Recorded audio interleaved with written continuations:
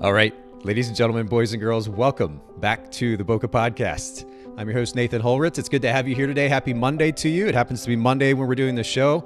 For those of you that are live streaming with us on YouTube and on Facebook at Boca Podcast, of course, you'll know that. For those of you that are listening to the audio version of this after the fact, make sure you come hang out with us sometimes. We're going to usually, especially moving forward, we're going to average probably about 2 live streams a week. And I want to make sure that we're regularly putting out 2 Boca Podcast episodes a week as well. We slowed down there for a little bit, had a lot of things going on behind the scenes, but we're going to bump that back up. So usually about 2 shows a week. So come join the live stream. If you follow us on Instagram at Boca Podcast, you can keep up to date with the upcoming live streams. Of course, we'll announce those there on stories and on our posts. And then for those of you that are live streaming with us today, welcome. And please don't be shy. Join the conversation today. Ask some questions. We're getting into a topic that we've really never covered before, at least in any kind of detail. And so don't be shy. Ask questions. Express a little bit of curiosity. Join the conversation. Make it a group discussion. And that's really, honestly, one of the biggest benefits of doing these live streams. So take advantage of that for sure.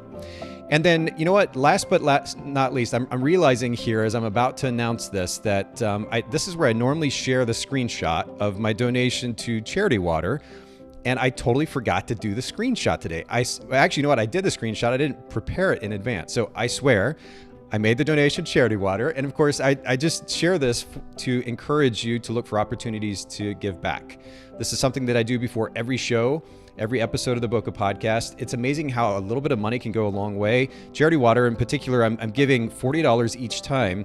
And that's enough to give clean drinking water to one, I think maybe even 2 or 3 people. As a result of the service that they offer. It's absolutely incredible. And again, just want to encourage you to look for those opportunities to give back, whether it's in your local community or to these larger organizations as well. Okay, got the introduction done. I think all the technology is running smoothly, and I want to introduce our brand new guest for today. Julia Eskin is here with me. Julia, thank you so much for hanging with me, working through all the logistics. We made it happen. Thank you so much, Nathan. Well, and it's a privilege to have you here. And I said this to you before we got started, but you know, we had to kind of address some of the tech issues and logistical issues before we got started, make sure everything was lined up and ready to go. So we didn't actually get a chance to really talk and get to know each other personally a little bit. We're going to do that here on the show. And I appreciate your willingness to come and do this show, to have this conversation. It's an interesting, very unique conversation, actually. We're going to get into, for those of you who aren't aware, we're going to be talking about how to add an additional stream of revenue to your wedding photography business with live streaming the wedding event. And this is an interesting one. I've got questions about it, but we're going to get to those in just a little bit, Julia.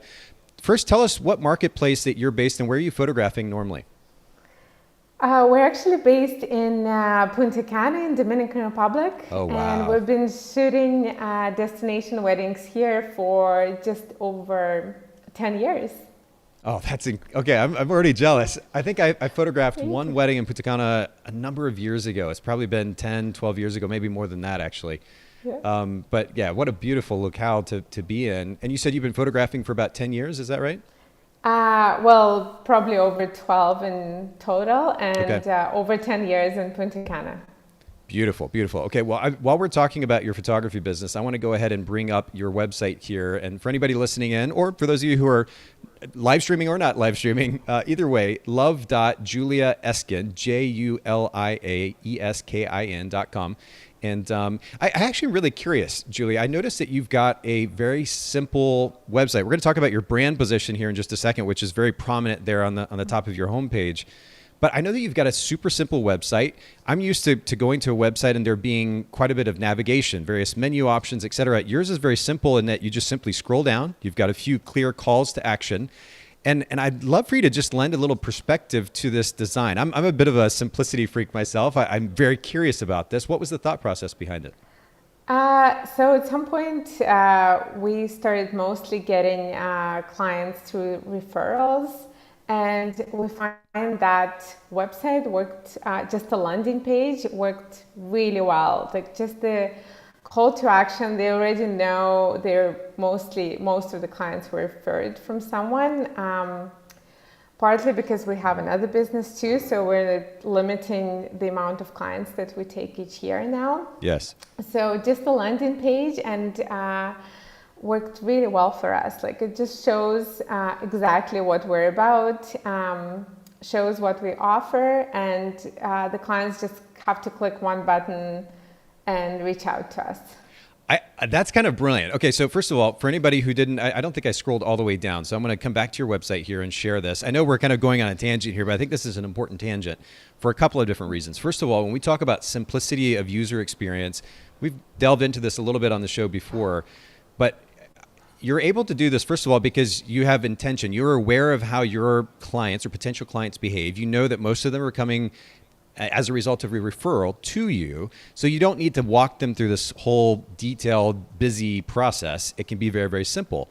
So as I'm scrolling down, for anybody who's just listening to this, there's a header image on top, the brand position statement we'll get to here in just a second. And then scroll down a little bit. The first call to action, a button there is check your date. And then there's some details about a wedding package. It seems like it's pretty standard package. And then another call to action, get the price.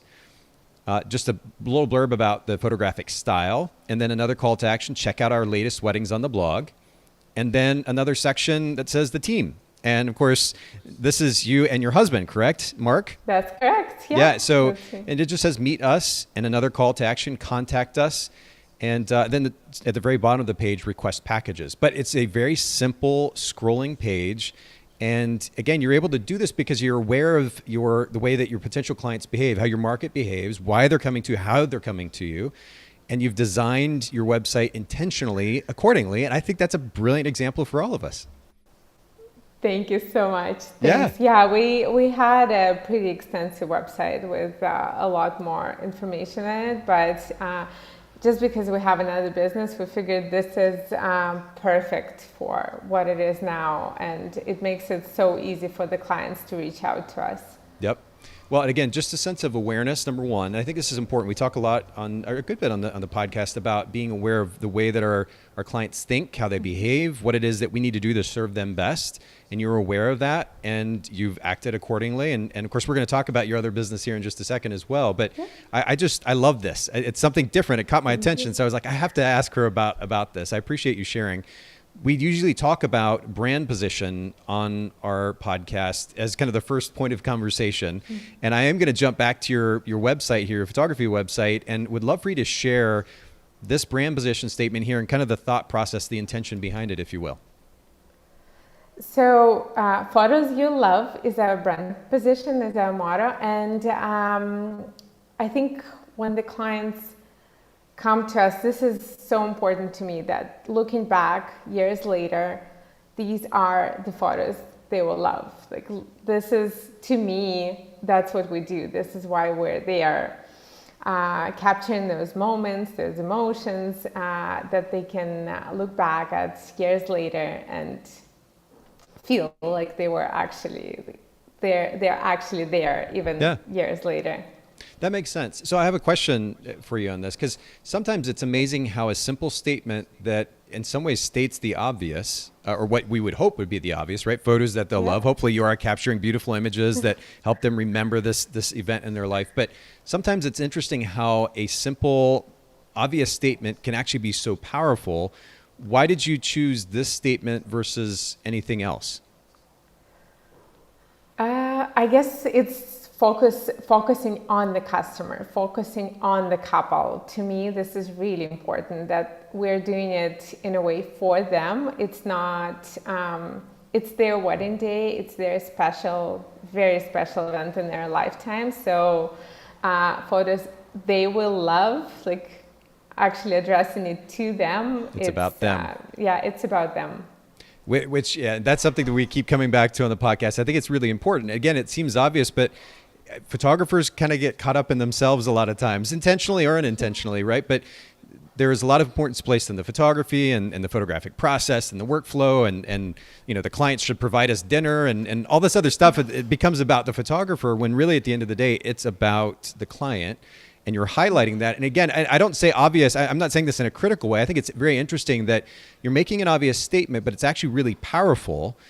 And it highlights something very beautiful and something that's important, which is it is actually about the client in the end, and that's what the focus should be. And I really love that. So beautifully done. By the way, Andres is chiming in from YouTube. He says, hi from Texas. Thanks for joining us again, Andres. And there are others live streaming. Y'all don't be shy. Chime in, tell us where you're listening from, say hello. And again, don't be afraid to ask questions all along the way. I want to keep going though, and we are going to talk about your other business here in just a little bit. We'll highlight the business and the brand position in just a little bit, but let's talk a little bit about customer experience. And you're both a photographer, you have this other live streaming business. Based on your experience as an entrepreneur, tell us what you feel the most important principle is behind providing an incredible customer experience. To me, it's always empathy. It's trying to be in the client's shoes and trying to think how they are thinking. Is that something that comes natural for you? Because honestly, it didn't for me for years. It becomes more naturally now, I think, but it's something I still have to be intentional about as well. Is that just kind of natural for you?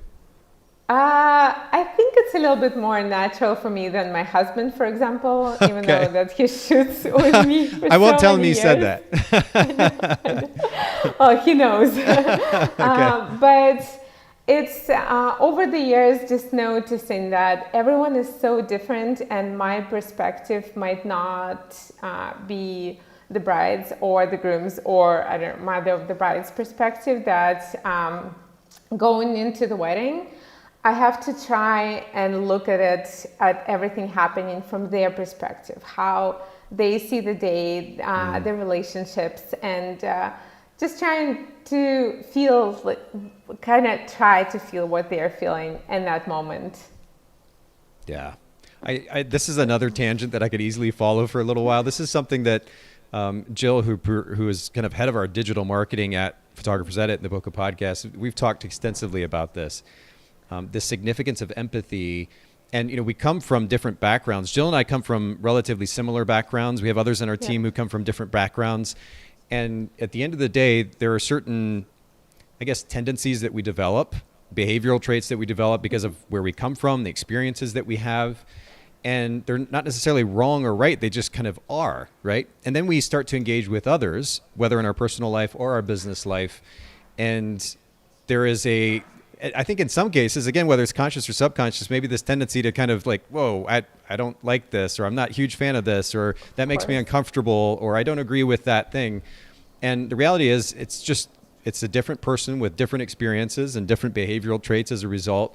And learning just to kind of take a step back, take a deep breath, and learn to see things from their side a little bit. Be curious. That's a word I think that's really important. Be super curious. Mm-hmm. It makes us better human beings, but it makes us better photographers as well. So I think it's so important.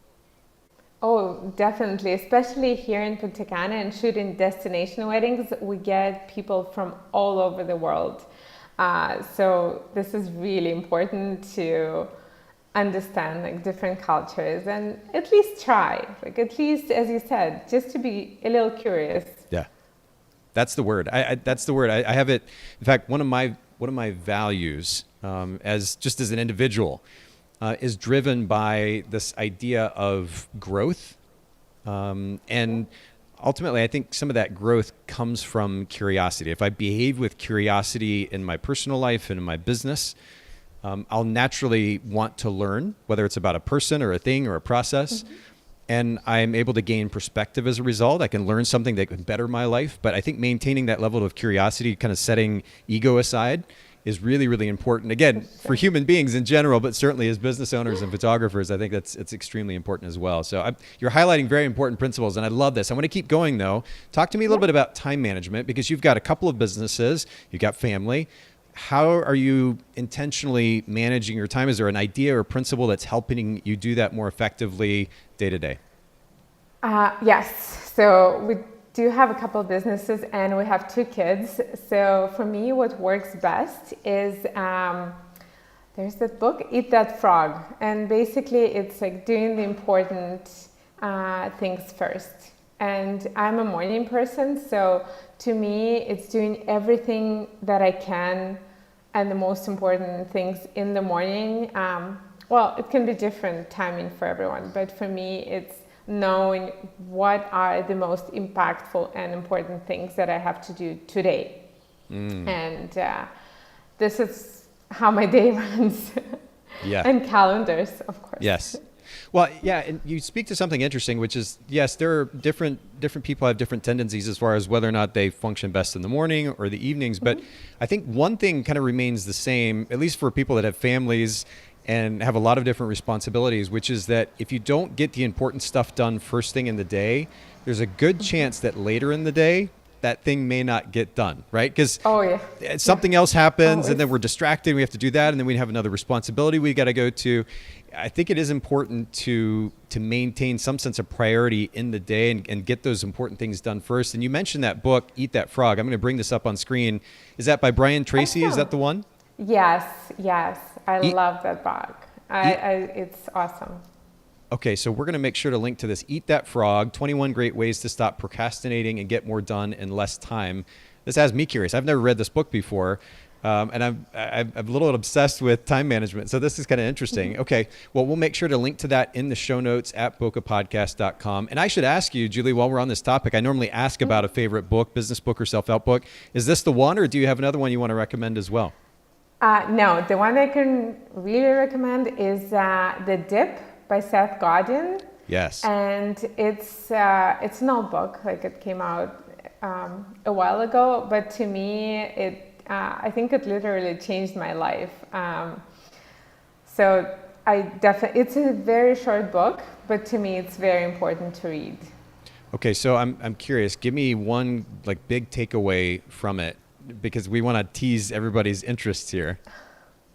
So basically, I read it a while ago, but I keep coming back to different ideas from that book. It's when you're learning something new or starting something new, at some point there is always going to be a dip, like where you are either thinking to quit or to continue going.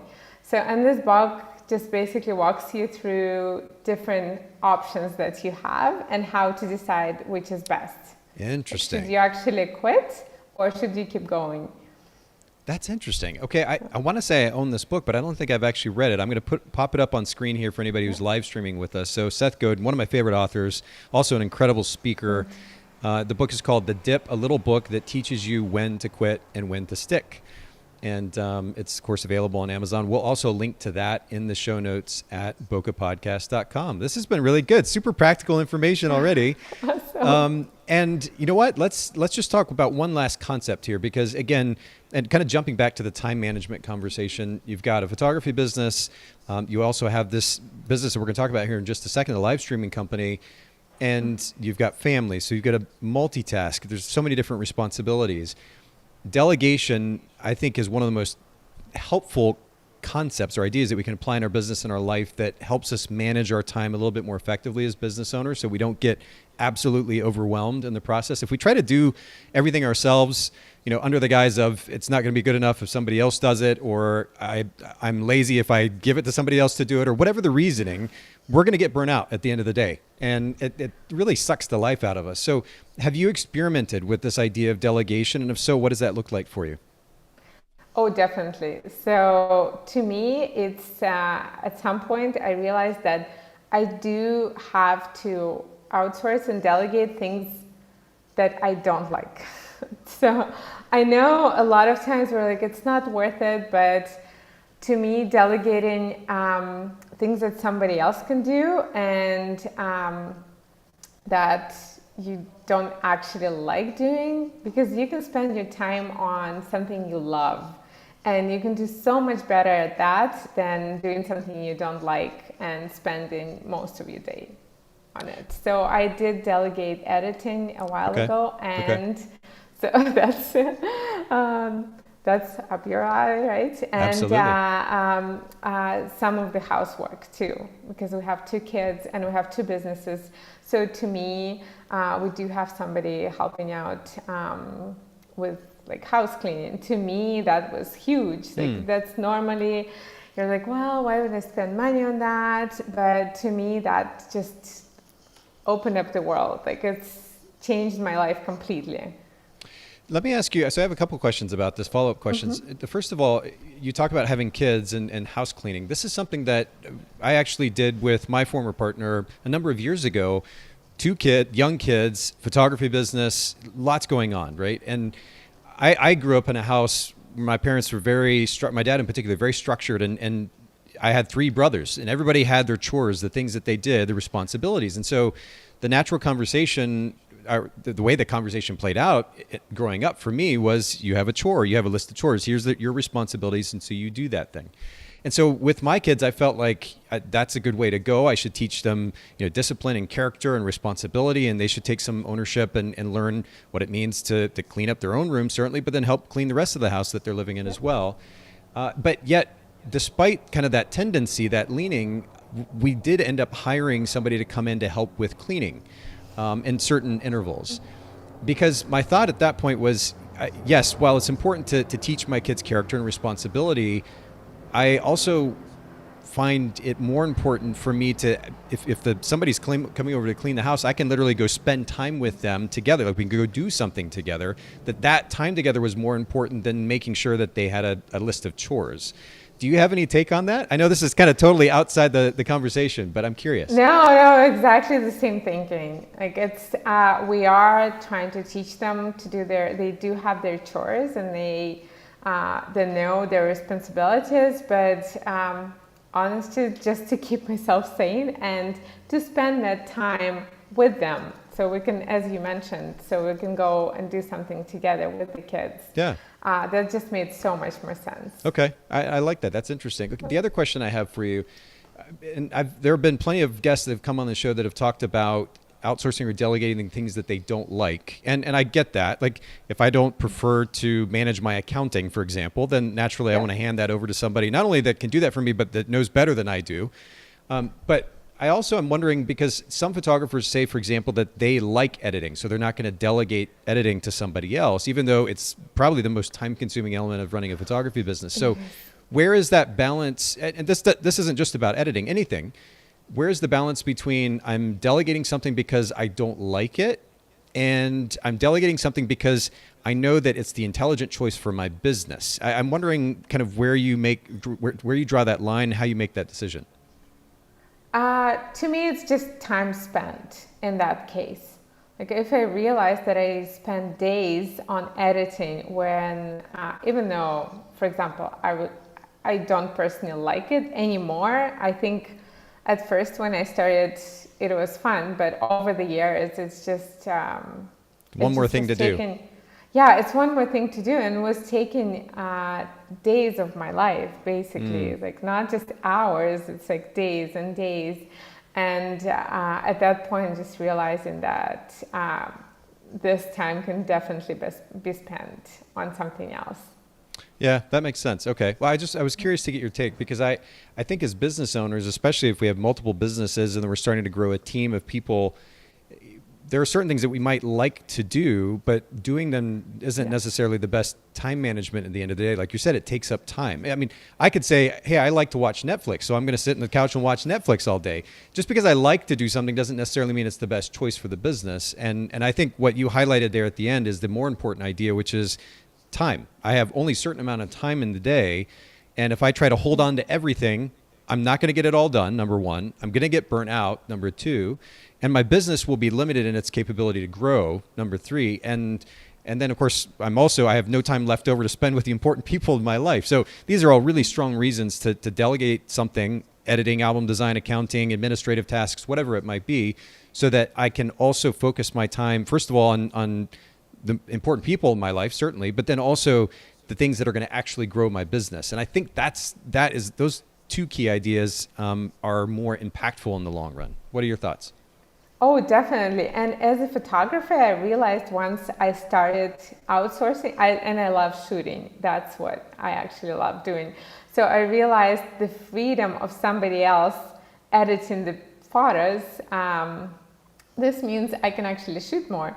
Because just the idea that I had 10, 12 weddings as a backlog and shooting another wedding, and like, when I'm going to edit all those pictures? Right. Like, there are thousands of photos. Like, when am I going to do that? And having 2 kids.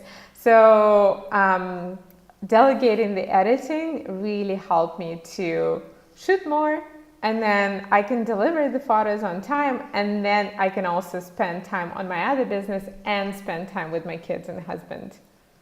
Totally makes sense. All right, we will leave that conversation because I could also park there for a little while. We could keep talking. I want to get to the main conversation at hand. We're going to talk about the idea of adding live streaming as a service to a wedding photography business, and to kind of set that conversation up. I want to bring everybody's attention to your other business. I'm going to pull it up here on screen, Event Live, and coming back to the home screen actually, or the homepage of the site, live stream your wedding for those who can't be there. This is a business that you and your husband are running, is that correct? Yes, that's correct. And how long ago did you start the company? And in fact, let's get the whole backstory. Where did you come up with the idea, and how long ago did you start it? Oh, so we started this probably around 3 years ago. So before COVID, actually. Since we're photographing destination weddings, I've noticed that there were so many brides and couples that were trying to have phone calls, FaceTime, Skype, anything that you can think about, right before the wedding. Okay. Because somebody was always missing. Like, it's a destination wedding, so someone can't make it. It's either a close relative, a close friend, grandma, grandpa, sister. This was usually delegated to a friend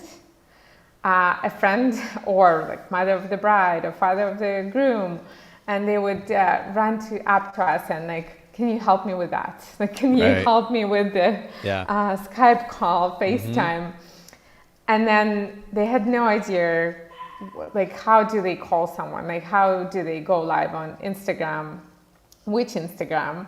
How do they add people to the Skype call? The internet connection would not be great. Like, they would only have Wi-Fi because they're in another country. Like, it was a mess. Like, it never worked out. Like, in 8 out of 10 cases, it wasn't working. So that's when we started thinking, like, well, it's definitely a problem that people are trying to solve in most creative ways. Like, how can we help? And we started trying different options, different cameras, different setups, different software. And my husband, Mark, he is a software developer. So then he thought about it and said, well, let's just make something for us. Like, let's develop an app for us. Wow. And that's how Event Live was born. Now people use it all around the world. That's incredible. Okay, so I want to park here for just a second, because while we are going to talk about how this can potentially be a source of revenue for wedding photographers, I'm also curious at kind of the angle of this conversation, or looking at this conversation from the angle of entrepreneur. So you're already a wedding photographer, and then you see an issue that needs a solution, right? There's a problem that needs to be solved. You didn't see a good solution to that problem. So the solution, in a sense, was to create your own solution. And this reminds me, honestly, the story of Photographer's Edit. It also reminds me of the story behind a company that we're actually getting ready to launch later this year as well in the photography space. But was that kind of a natural tendency for you to look to create something? I mean, did it feel overwhelming that you already have a photography business, you're going to try to start something else on top of that? No, at first we just wanted to offer it as an additional service to our clients. And then the idea, we kind of looked online for different options and thought, well, if we have that problem, there are probably other photographers or even brides and grooms themselves who could use this. Like, if we make it simple enough. And then, of course, over time, it started growing. And well, with COVID, it actually grew so much more. Like, at some point, we just thought about destination weddings first, and with COVID, all of a sudden, they were like, everyone needed it. It just exploded. Yeah. Wow. That's a cool story. And I'm just naturally curious as an entrepreneur, like, that's very fascinating. You saw a need, you came up with a solution to that need. Major props to you and your husband, Mark. I think that's a really cool thing. You already kind of answered this question for me with your introduction to it, but I'm going to go ahead and ask it. And that is, I do. You mentioned Instagram or Skype. Of course, Zoom now has been massively popular, particularly because of COVID. There are these other solutions that enable people to live stream if they want to. So when I think about creating a solution, for example, the company that we're about to launch, we're in a bit of a unique situation in that we're creating something that has no competition. It's usually first to market. Awesome. That's a bit of an unusual situation to be in. Usually when we start a business, whether it's a photography business, or in my case, starting Photographers Edit 13, 14 years ago, there were 2 or 3 other editing companies in the industry at the time that were offering a service. And so I saw other solutions and I had to position myself against those solutions. They do these things. There are problems with some of the ways that they're running it. So we're going to do something different to kind of counter that, right? To compete against that, to stand out in contrast to that. How did you all think about the competition, Instagram, Facebook, Zoom, Skype, all these other things, in contrast to what you were going to launch so that you made sure you came out with something unique? So we actually saw people struggling with all those solutions, and that's why we tried to make it extremely simple for both the host of the event, so the person actually streaming on location, and the person watching. And we tried to make it as easy as like 85-year-old grandma can figure it out. Like honestly, we saw, so it's people can just, the guests, the viewers can just click a link and that's it. And then watching the live stream. It opens directly in the browser. You don't have to sign in. You don't have to download anything. Okay. And that's it. So for a lot of solutions like Facebook, Instagram, that's not their main feature. So guests would get lost, as well as the host. For the host, the person actually streaming, we made it super simple. Like they just open the app, create an event, schedule it, and then on the day of the event, they just go into the app and go live, and that's it. That makes sense. So simplicity is the driver, though. That's what stands out to me in your description. Exactly. Yeah, that's our motto basically. It's make it easy and simple for both, like the person streaming and the person watching. And while this conversation is ultimately not meant to be a dissection of your business model, I think it's a good lesson for all of our listeners, if it's our entrepreneurs that are listening in, photography business owners primarily, that when we create a solution, or even an inroads to a solution, right? So we offer a service as photographers that is the solution to a need or a problem. Somebody needs a wedding photographer. They need a portrait photographer, so they need to hire somebody. The inroads to that solution is our website. And much like we started the conversation at the very beginning, creating a website that is easy to use, so easy that an 85-year-old can use it or a 8-year-old can use it. I think it's really important to think in those terms. I've literally had these conversations with, I've been working with our content manager for this new brand, talking about how we present content. And we've been having this very conversation, which is how can we, the education behind this brand, how do we communicate in a way that our mothers, my mom is, I won't give her age away, but my mom is a little bit older, of course. And while she's relatively technologically savvy, a new app or a new piece of hardware, learning that thing may not come quite as easy as the way that my son, for example, might pick up technology. And so we have to design it in a way that is easy to understand, that's easy to use. The process of creating that might be complicated, but for the end user, we need to make it as simple as possible. And that's the goal. And I think that's a good reminder for all photographers involved. When I think about, and the reason that your website stood out, Julia, to me so distinctly was because of its simplicity. Most photographers' websites you go to, there's 68 different options that you have to make some choices. And it makes it more complicated. And a lot of those choices aren't clear what the choices actually are. Like what happens if I click here because the call to action isn't clear, or the menu item is a little bit vague. And so I don't know what's going to happen if I click there. We have to make these things easy, make an easy user experience for the end user. That's so important. I'm glad that you highlight this. Yes, definitely. And that's, we're really focused on the simplicity. That's great. Okay. Again, not meant to dissect your business, but I think it's a really interesting model already. So this is really cool. So I want to get back to jump back to your website here, and I'm going to highlight this for everybody who's like, okay, so what does this actually mean? So you've got an app that enables somebody to be able to stream the wedding, and then that's getting pushed out. Everybody has easy access via a browser, as you described earlier. Live stream your wedding is the position statement at the top, and your live event. I'm just scrolling down the site. Your live event is only one click away for your guests. Go live with your smartphone, and then very easy 4-step how to go live with your smartphone, just making it very easy. And again, I love the simplicity of the model there. I know that what we're talking about today is how photographers can go about using this as a secondary source of revenue for their business. Can you set that conversation up just a little bit? I want to get into how we can minimize distraction for the photographer, trying to multitask, do this and also photograph the wedding. But before we go there, what does this actually look like? Like how would a photographer set this up as a secondary stream of revenue for their business?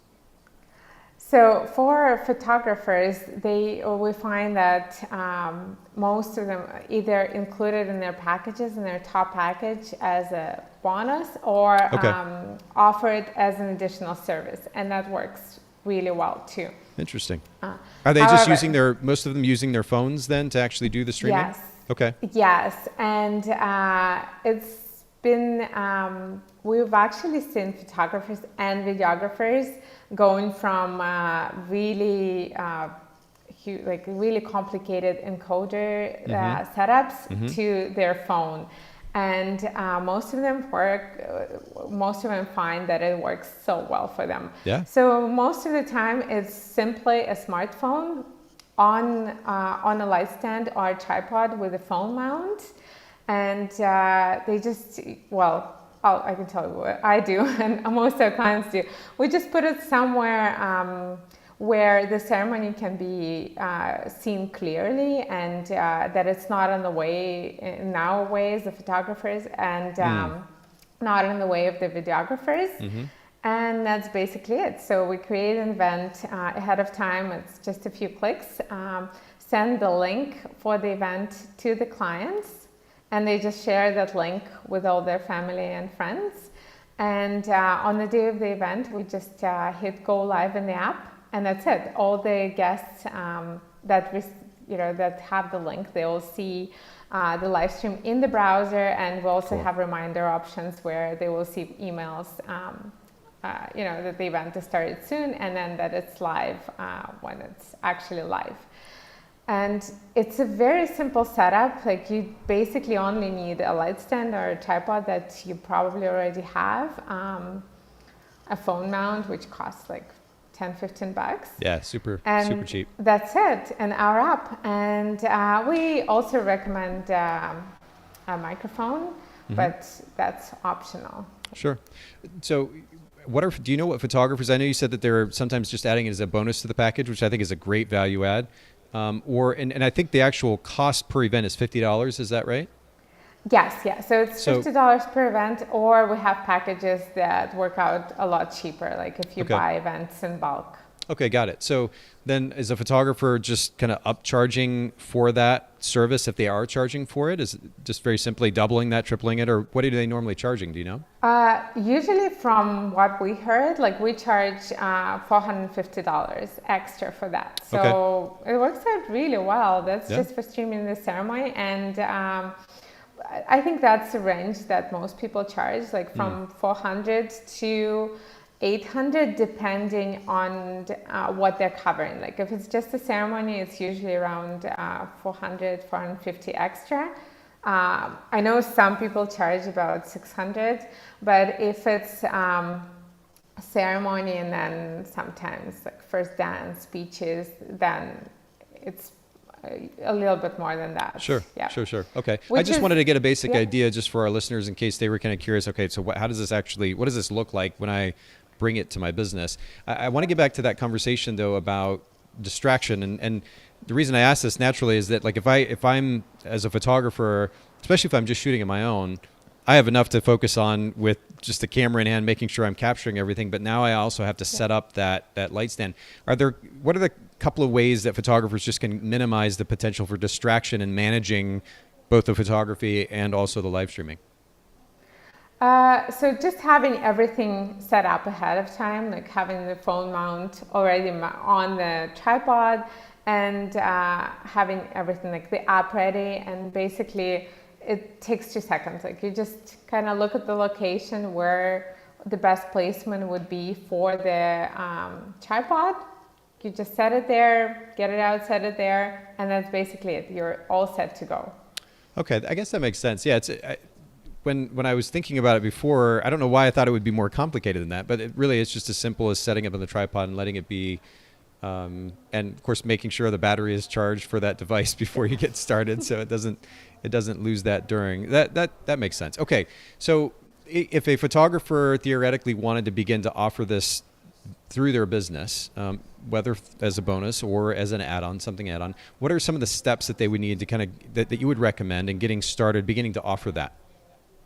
Okay, so first go to our website, eventlive.pro/business, because it has a little bit more business information on it, and register and download our app.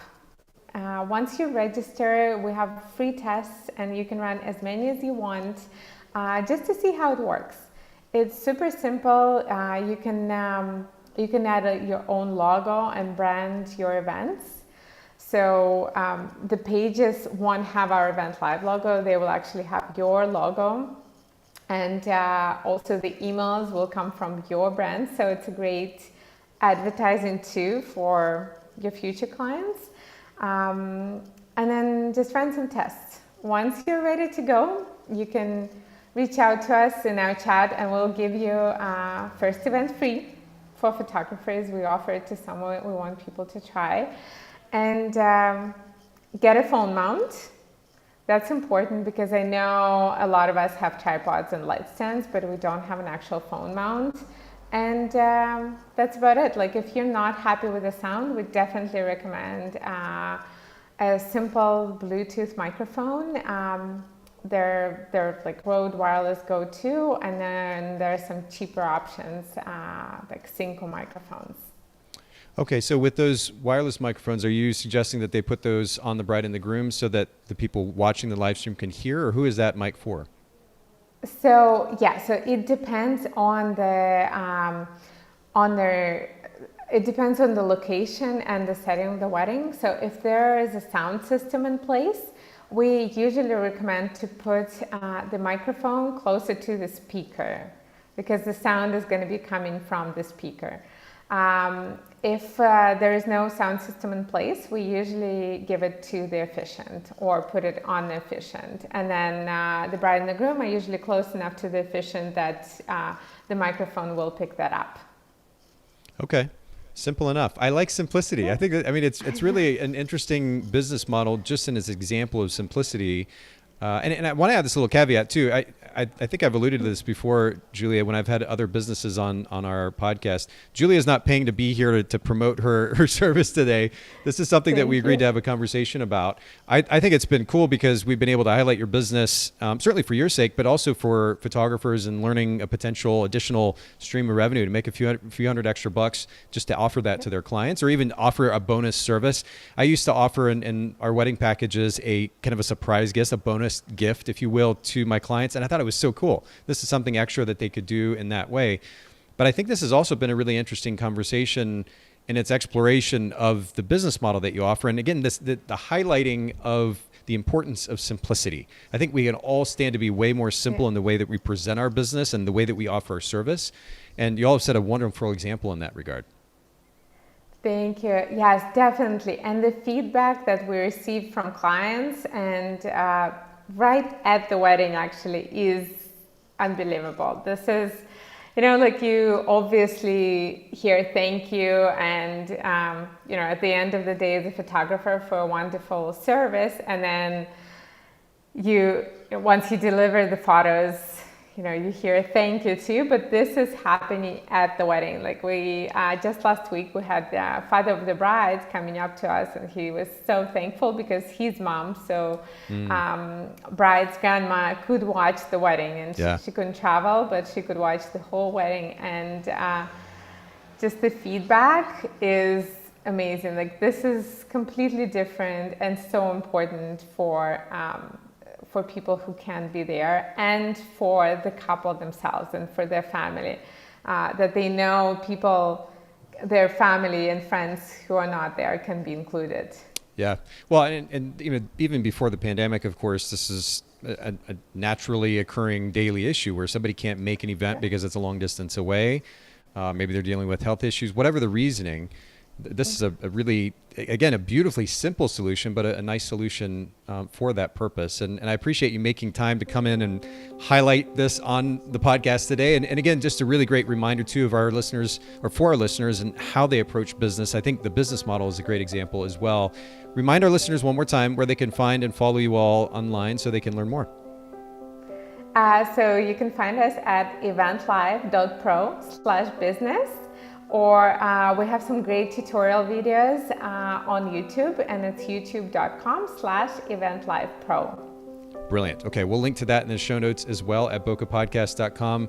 Julia, thank you so much for making time. Thanks for everybody for listening in today. Hope you have a wonderful rest of your day. We'll talk soon. Thank you so much.